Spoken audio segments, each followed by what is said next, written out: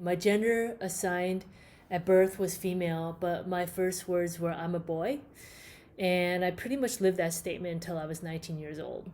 I remember being attracted to women by the age of 5 years old. And I was born and raised in Los Angeles, and being a sensitive soul, I went into the boys' restroom to avoid getting teased and slapped, which would happen on occasion when I would go into the girls' restroom. To avoid getting bullied, I became friends with the tough guys at school.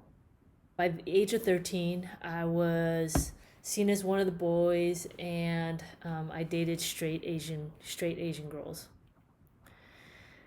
When I was 19, due to pressure from churches that I attended, I started living more according to my gender assigned at birth. I learned how to put on makeup, curl my hair, and wear dresses just like I learned how to act like an alpha male.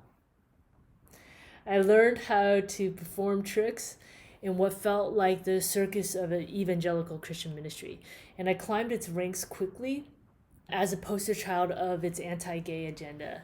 Speaking to a stadium of 40,000 plus people, and also speaking on TBN by the age of 30 years old. Due to my sensitivity, I learned to chameleon and adapt quickly to avoid rejection and criticism.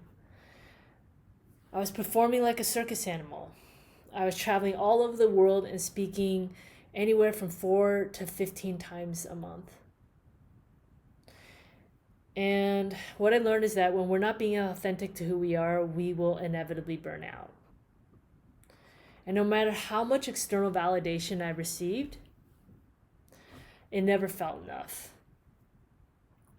There was like this huge void inside of me, and that couldn't be filled no matter how much affirmation and applause I received.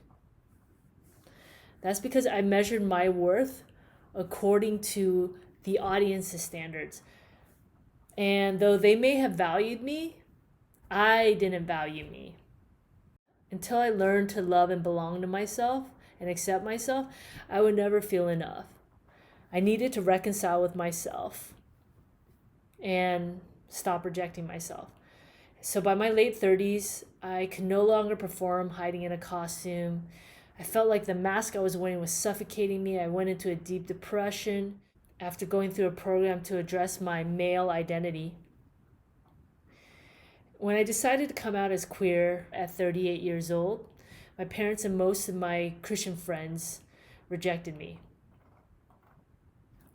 That's when I was forced to leave my small homogenous community of conservative Asians and Christians. And around that time, the company I was working for at the time, Workday, had an event hosted by the Talented 10th, Workday's Black Employee Resource Group.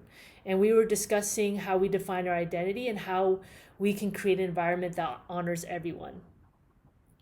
I broke down and told them about how I recently came out and lost most of my community. My Black workmates intimately understood what it was like to be shunned and marginalized simply for being who they are. They quickly adopted me, had lunch with me, and became my biggest fan club. One leader in particular, Darius Brown, would encourage me by saying things like, I'm on your team always, whoever you are and whoever you become. And he lives it. I just talked to him a few days ago. When most of my Christian friends no longer wanted to affiliate with me, they not only stood by me, but embraced me as one of their own. It's why I'm so involved in Black Lives Matter now. They showed me what it means to be an ally and stand in solidarity with those who are in the margins. I'm simply living out the lesson they taught me. I also began dating women way outside of my small homogenous community that I had hidden for most of my life. They were Lebanese, German, Latina, Jewish, Indian, and Italian. And their perspectives vastly expanded my world. Leave it to a decade of suppressed sexuality to launch me into exploring different communities outside my own. But damn, there were a lot of heartbreaks. And that's when I realized that what I thought was a curse my entire life was my superpower. As someone born different from everyone else, I thought my uniqueness and sensitivity were my greatest liability. Little did I know that they would be the very characteristics that helped me to connect deeply and intimately with those in the margins and help build the bridges between different seemingly opposing groups. For instance, having lived 20 years as both male and female presenting, I help bridge the understanding between those seemingly opposite gender identities.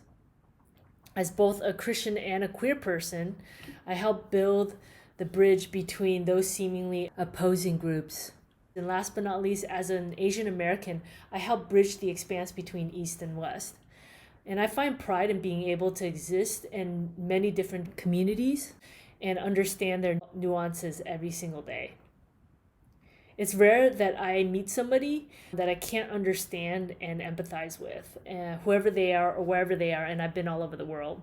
And unlike Samson in the Bible, who lost his power when his hair got chopped off, I found my power through my haircut, and I no longer see a stranger in the mirror. It's me. And now I weep with those in the margins instead of avoiding them, knowing I am one of them.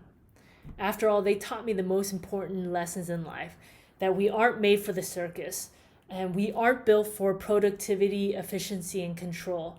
And last but not least, we are built for love and belonging. Everywhere I've been all over the world, everyone wants love and belonging. And it's not efficient, it's not predictable, and it's not something we can control. But love and belonging are wild and untamed, like who we were all originally created to be. Thanks for listening.